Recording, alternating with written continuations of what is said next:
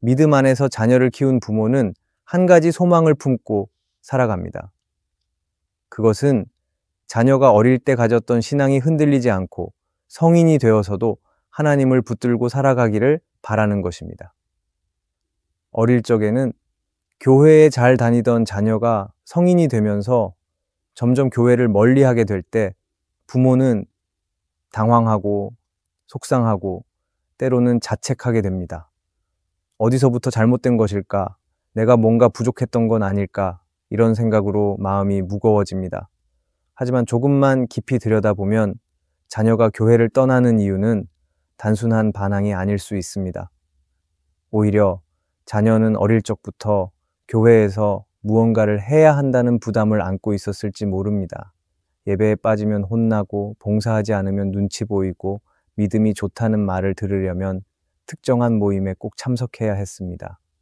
자녀는 그 안에서 신앙의 기쁨보다 유지해야 하는 생각과 지켜야 하는 관계를 더 의식하며 자랐을 수 있습니다. 그 시절에는 어쩌면 교회를 열심히 다니는 것처럼 보였지만 그 안에 하나님을 인격적으로 만난 경험은 없었는지 모릅니다. 그래서 자녀가 성인이 되어 자유롭게 선택할 수 있는 위치에 서게 되면 자신에게 맞지 않는 옷을 벗듯 교회를 떠나게 되는 것입니다. 문제는 교회에 가지 않는 것이 아니라 하나님을 깊이 만나지 못한 채 교회에 머물렀던 시간입니다.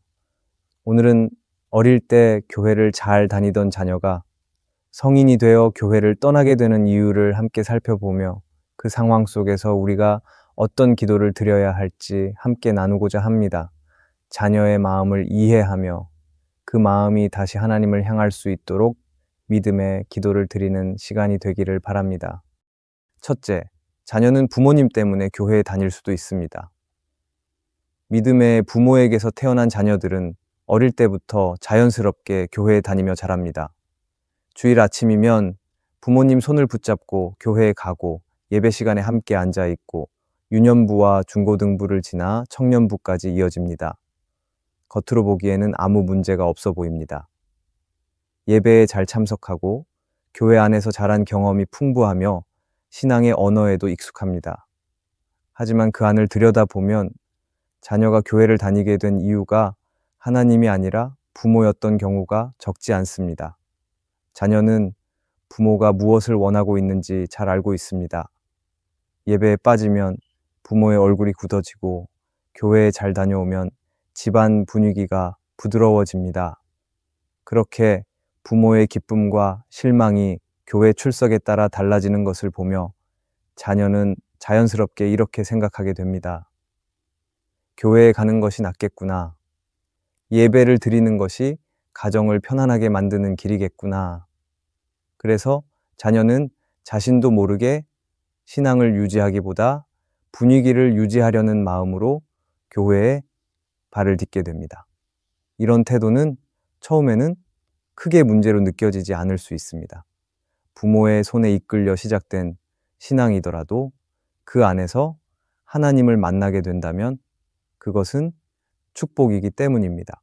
그러나 문제는 자녀가 시간이 지나고 성인이 되어 자신의 선택을 할 수 있게 되었을 때 그 믿음이 하나님을 향한 것이 아니라 여전히 부모를 향한 것이라면 그 신앙은 겉돌고 있을 수밖에 없습니다. 교회 안에 있지만 하나님 안에 있지 않은 상태, 예배 자리에 앉아 있지만 마음은 멀리 있는 상태, 자녀가 지금 그런 상태일 수 있다는 것을 부모는 알아야 합니다. 예배를 빠지지 않고 외적으로는 신앙이 있어 보이지만 그 안에는 아직 하나님과의 인격적인 만남이 없는 경우가 있습니다. 그리고 자녀 스스로도 그것을 느끼며 혼란스러워할 수 있습니다. 왜 나는 예배를 드리는데 마음은 자꾸 메말라 갈까?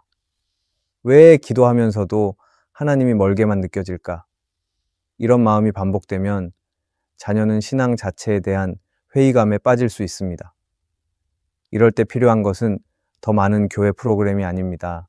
더 열심히 하라고 다그치는 것도 아닙니다. 지금 자녀가 예배 드리는 그 자리에서 말씀을 듣는 그 순간에 자녀가 하나님을 실제로 만날 수 있도록 기도하는 것입니다. 부모의 시선을 만족시키기 위한 예배를 드리는 것이 아니라 자녀가 하나님의 임재 앞에서 마음이 열리는 예배를 드리게 해달라고 부모는 기도해야 합니다. 부모는 나의 자녀가 예배 자리에 있다는 사실만으로 안심하지 않아야 합니다. 오히려 이 시기가 하나님을 만날 수 있는 중요한 기회가 될 수 있다는 것을 생각하며 자녀를 위해 기도해야 합니다.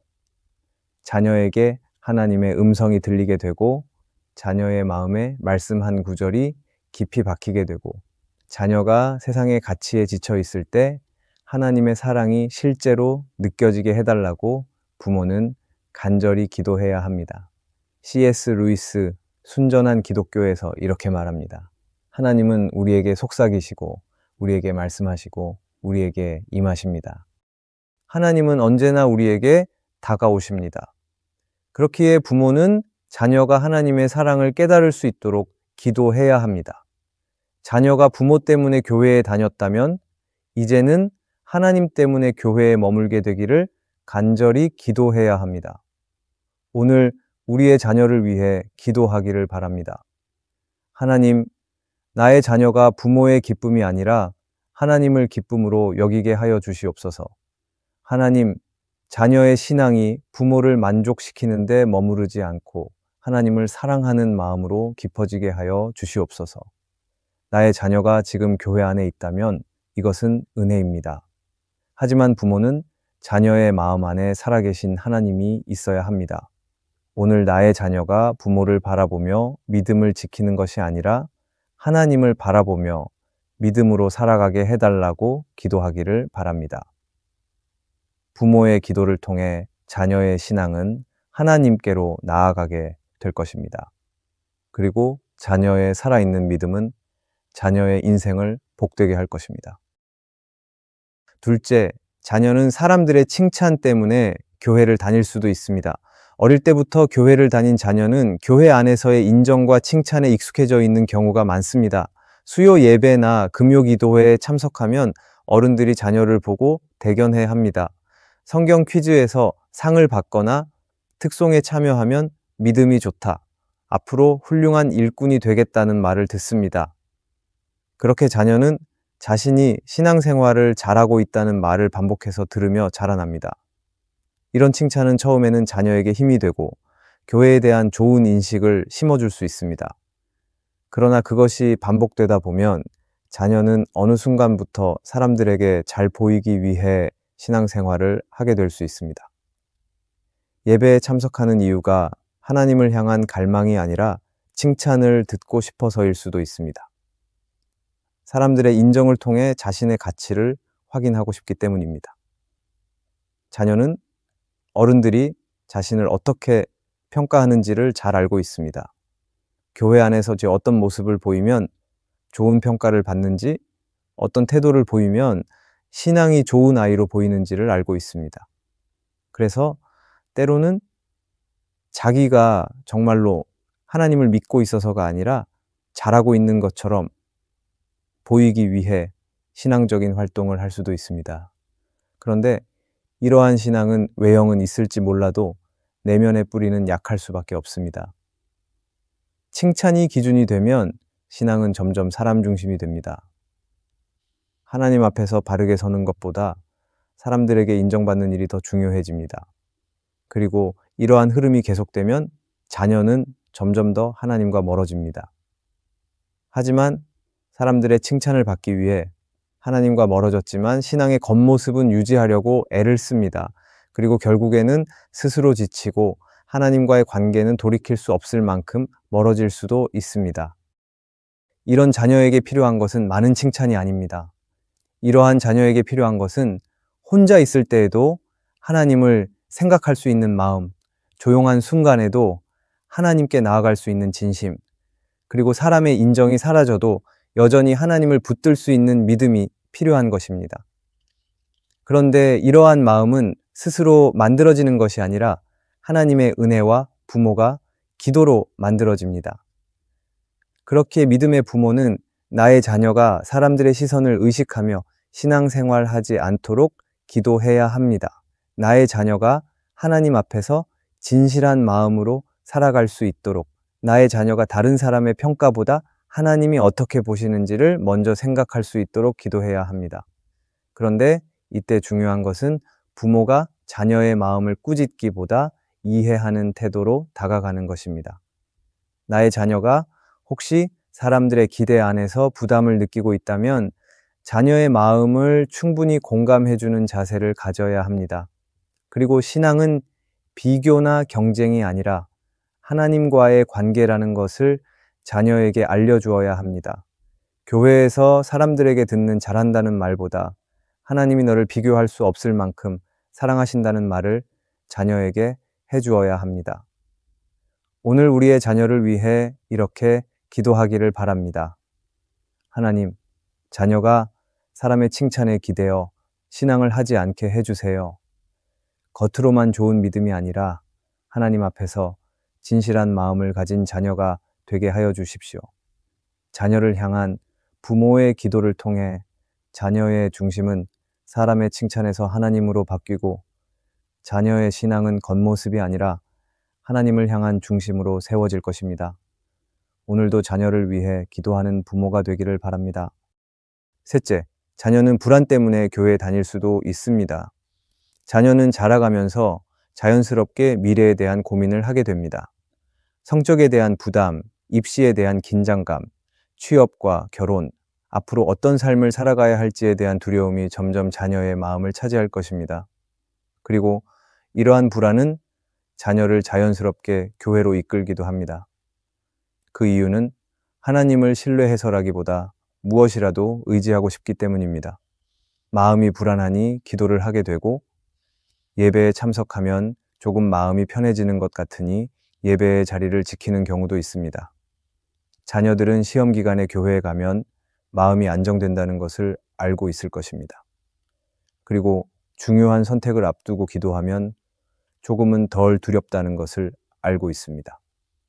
그렇기에 자녀는 불안할수록 교회에 나가게 되고 기도를 하게 됩니다. 그런데 때로 그 중심에는 하나님이 아니라 불안을 줄이고 싶은 마음이 있는 것입니다.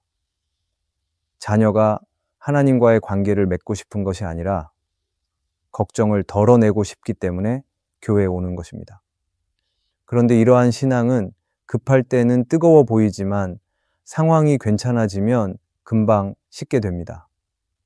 시험이 끝나거나 내가 기도한 것의 결과가 나쁘면 신앙의 열심이 식어갑니다. 걱정이 해결되면 기도도 멈추고 예배도 가볍게 여길 수도 있습니다. 결국 이러한 신앙은 문제를 해결하기 위해 하나님을 도구로 여기고 하나님은 위기에서만 찾는 신앙이 됩니다. 혹시 나의 자녀가 이러한 모습을 보인다면 부모는 자녀를 비난하기보다는 자녀의 불안을 공감해야 합니다. 지금 자녀는 삶의 무게를 감당하기 힘들어서 하나님을 찾고 있는 것입니다. 혼자서는 감당이 되지 않으니 어떻게든 도움을 받고 싶어서 기도하는 것일 수도 있습니다.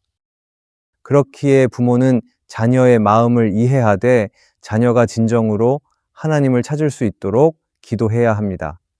부모는 자녀가 불안할 때만 하나님을 찾는 것에서 끝나지 않고 평안할 때도 하나님과 동행하는 사람이 되게 해달라고 기도해야 합니다. 우리의 자녀는 하나님을 두려움을 해결하는 해결사로만 여기지 않고 모든 상황 속에서 하나님이 동행하심을 깨닫는 신앙을 가져야 합니다.